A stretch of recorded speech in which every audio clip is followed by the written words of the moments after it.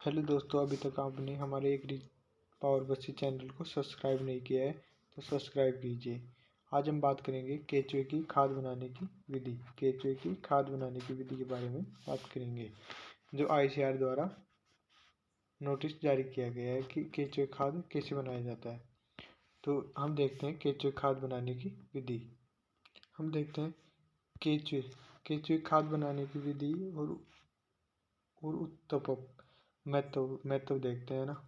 तो एक विशिष्ट प्रजाति के केंचुए जो गोबर या पेड़ पौधे के अवशेष, सब्जियों के अवशेष, कार्बनिक पदार्थों को खाकर मल द्वारा चाय की पत्ती जैसा, इसका मल कैसा होता है, चाय की पत्ती जैसा काले भूरी रंग जैसा पदार्थ निकालता है, जिसे केंचुए खाद या वर्मी कंपोस्ट कहते हैं। केंचुए की खाद को ही वर्मी कंपोस्ट कहा जाता है। केंचुए खाद को ही वर्मी कंपोस्ट कहा जाता है, जो कैसे होती है, ये चाय की पत्ती के समान होती है। अब आती है केंचुए की प्रजाति। किसान बंधुओं को केंचुए की इस प्रजाति का चुनाव करना चाहिए जो 90% गोबर और कार्बनिक पदार्थों को 10% मृदा को खाते हो। किसान को कैसे केंचुए की प्रजाति का चुनाव करना चाहिए? 90% गोबर और कार्बनिक पदार्थ खाते हो और 10% मृदा को खाते हो, ऐसी प्रजाति का चुनाव करना चाहिए। ऐसी प्रजाति का नाम है, इसका नाम है एसिनिया फोइटिडा। इस प्रजाति का नाम क्या है? एसिनिया फोइटिडा। केंचुए की सर्वोत्तम प्रजाति। राजस्थान के लिए केंचुए की सर्वोत्तम प्रजाति का नाम क्या है? एसिनिया फोइटिडा, जो ये कि 90% गोबर तथा कार्बन 10% मृदा खाती है। अब हम इसकी बनाने की विधि के बारे में बात करेंगे कि इसको कैसे बनाया जाता है। केंचुए खाद को वर्मी कंपोस्ट कहते हैं। तो इसको बनाने की विधि देखेंगे। तो किसान बंधुओं, सबसे पहले 6 से 7 फीट ऊंचाई की शेड तैयार करते हैं। शेड का मतलब होता है क्यारी तैयार करते हैं। यदि बहुत सघन वृक्ष हो तो वह उपयुक्त स्थान है। अगर क्यारी तैयार करने के लिए उसके नीचे वृक्ष है, सघन वृक्ष है, तो वह उपयुक्त स्थान है, ताकि तापमान और छाया रखी जा सके। अब आती है केंचुए के पेड़ को जमीन की सतह के बराबर ही 10 फीट लंबी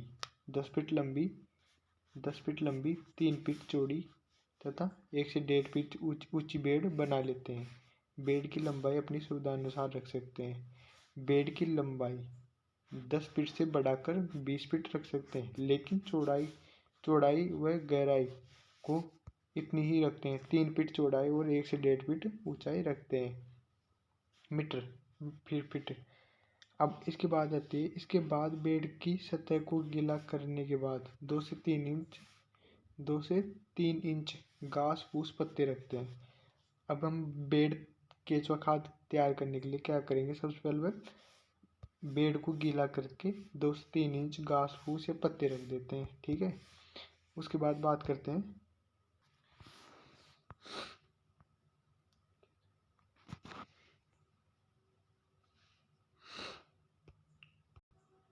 फिर डालने के बाद हम देखते हैं कि तैयार बेड में केंचुए छोड़ने का उपयुक्त समय। तो हम सबसे पहले क्या करेंगे, उसमें 2 से 3 इंच पत्ते डालेंगे, फिर 1 से 1.5 फीट 10 से 15 दिन पुरानी गोबर डालते हैं। अब बात करते हैं तैयार बेड में केंचुए छोड़ने का उपयुक्त समय, कि अब हम केंचुए कब छोड़ें। तो बेड में कार्बनिक पदार्थ व गोबर बनने के 5-6 दिन तक में एक बार पानी का छिड़काव करते हैं।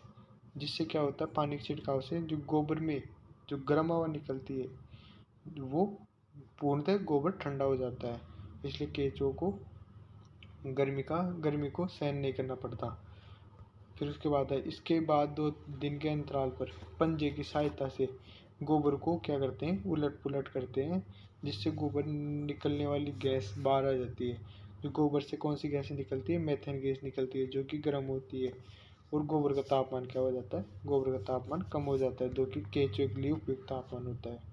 फिर बात करते हैं 5 से 6 दिन बाद तापमान देखने के लिए कचरे या गोबर के ढेर में आग डालने पर गर्मी महसूस नहीं होनी चाहिए। तो 5 से 6 दिन बाद में क्या करते हैं, हम गोबर में आग देख के देखते हैं, ताकि गोबर में गर्मी तो नहीं है। अगर गोबर में गर्मी है तो उसको क्या करते हैं, हम फिर से गीला करते हैं और उसको पंजे की सहायता से उलट पुलट करते हैं, ताकि उसका तापमान क्या हो जाता है, कम हो जाता है। फिर कम होने के बाद इस समय केंचुए को छोड़ने का उपयुक्त समय, अर्थात कुल मिला के बात यह है कि गोबर को छोड़ने का उपयुक्त समय जब होता है जब गोबर ठंडा हो, पूर्णतः ठंडा हो, कम तापमान हो। अब आती है तैयार बेड। तैयार बेड कितनी होनी चाहिए?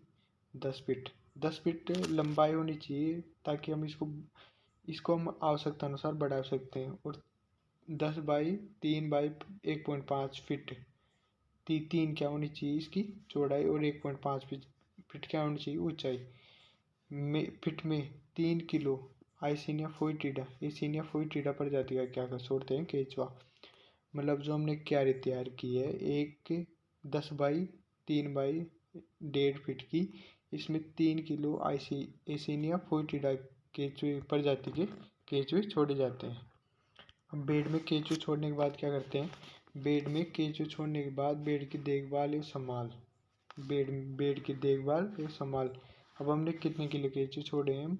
हमने 3 किलो केंचुए छोड़े। 10 बाई 3 बाई 1.5 फीट की क्यारी में 3 किलो केंचुए छोड़े हैं।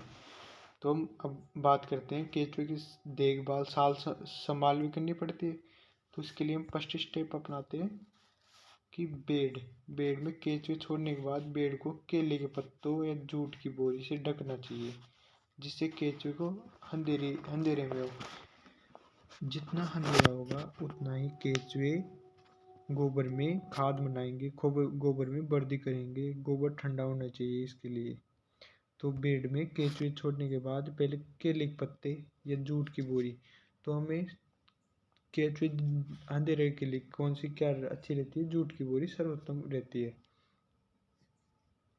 तो सेकंड स्टेप आती है बेड में नमी की मात्रा। बेड में नमी 30 से 35% बनाए रखने के लिए सर्दियों में 1 बार तथा गर्मियों में 2 बार प्रतिदिन पानी का छिड़काव करना चाहिए। बेड में नमी 30 से 35% तक बनी रहनी चाहिए, इससे ज़्यादा या कम नहीं होनी चाहिए। तो सर्दियों में 1 बार, दिन में 1 बार तथा गर्मियों में 2 बार पानी का छिड़काव करें, हल्का हल्का। फिर बात करते हैं तीसरी स्टेप। लगभग 45 से 50 दिन के अंदर गोबर एवं कार्बनिक अवशेषों को केंचुए खाद में परिवर्तन कर देते हैं। तो केंचुए को अगर हम सही उपयुक्त वातावरण देंगे तो वह केंचुए 40 से 45 दिन में केंचुए आपको गोबर से वर्मी कंपोस्ट कार्बनिक खाद बना के दे देंगे। तो हम बात करते हैं तैयार वर्मी कंपोस्ट। बेड पर पानी छिड़कना बंद कर देते हैं। तो हम ध्यान देते हैं कि अगर केंचुए वर्मी कंपोस्ट बन गया है तो उसमें पानी देना बंद कर देते हैं। जैसे जैसे ढेर सूखता जाता है, केंचुए की नमी की तरफ नीचे चले जाते हैं, तो हमें क्या करना चाहिए? पानी देना बंद कर देना चाहिए। और जिससे क्या है, ढेर ऊपर से सूखता रहता है और केंचुए नमी की ओर जाने लगते हैं। नमी किधर रहती है? नीचे रहती है, तो केंचुए नीचे चले जाएंगे। और आप ऊपर से क्या करोगे? ऊपर से आप 1-1 फीट, आधा फीट वर्मी कंपोस्ट खाद उतार लेते हैं। 1-1 फीट, 1.5 फीट उतार लेते हैं। अंत में थोड़ी खाद की मात्रा साथ केंचुए रह जाते हैं। नीचे नीचे क्या रह जाती है? नमी में केंचुए रह जाते हैं। तथा यदि बंधुओं द्वारा बेड के पास नई बेड तैयार कर रखे हैं तो केंचुए उपयुक्त वातावरण में नमी पाकर अपने आप नई बेड में चले जाते हैं। यदि उस बेड में नीचे जाने के बाद केंचुए, उसको दूसरी बेड में हम उठा के डाल सकते हैं। 10 बाई 3 बाई 15 फीट की बेड में 2.5 से 3 क्विंटल वर्मी कंपोस्ट तैयार होता है। जो हमने बेड बनाई थी 10 बाई 3 1.5 फीट की, उसमें कितना वर्मी कंपोस्ट तैयार हो जाता है? 1.5 से 3.5 क्विंटल वर्मी कंपोस्ट तैयार मिलता है। अब हम बात करेंगे कि केंचुए खाद में कितना पोषक तत्व पाए जाते हैं। अब पोषक तत्वों के बारे में बात करेंगे। किसान बंधुओं, केंचुए की खाद में शुद्ध कार्बनिक मुख्य एवं सूक्ष्म पोषक तत्व संतुलित मात्रा में पाए जाते हैं। सूक्ष्म कार्बनिक पदार्थ व सूक्ष्म पोषक तत्व संतुलित मात्रा में पाए जाते हैं जो कि मृदा के लिए उपयुक्त होते हैं।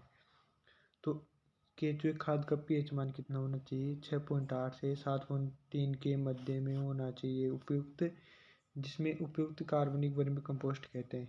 ईसी MFHOS सेंटीमीटर कितने होना चाहिए? 11.70 होना चाहिए। टोटल नाइट्रोजन की मात्रा कितनी होती है इसमें? केंचुए की खाद वर्मी कंपोस्ट में नाइट्रोजन की मात्रा वैसे 3% होती है लगभग, लेकिन 0.50 से 10% तक हो सकती है। अब हम बात करें पोटेशियम की मात्रा होती है 0.06 से 0.30 तक होती है। और फास्फोरस की मात्रा होती है 0.15 से 0.56%। कैल्शियम की मात्रा वर्मी कंपोस्ट में कितनी होती है? 2 से 4% कैल्शियम की मात्रा होती है, जो कि हमारे वेजिटेबल जैसे कि टमाटर हो गया, इनके लिए, टमाटर की फसल के लिए वर्मी कंपोस्ट एक उपयुक्त खाद है। फिर बात आती है सोडियम होता है 0.2%। फिर सोडियम के बाद आता है मैग्नीशियम इसमें पाया जाता है 0.46%। इस प्रकार इसमें अन्य पोषक तत्व पाए जाते हैं iron, zinc, manganese, copper, boron, aluminium. तो पौधों के लिए कितने पोषक तत्वों की आवश्यकता होती है? 17 पोषक तत्वों की आवश्यकता होती है। तो केंचुआ खाद में 17 पोषक तत्व विद्यमान रहते हैं। सूक्ष्म पोषक तत्व मुख्य पोषक तत्व रहते हैं एनपीके, जो केंचुए खाद में भरपूर मात्रा में पाए जाते हैं, तथा द्वितीय पोषक तत्व रहते हैं वो भी इसमें विद्यमान मात्रा में रहते हैं। जैसे सूक्ष्म पोषक तत्व रहते हैं वो भी इसमें विद्यमान मात्रा में रहते हैं।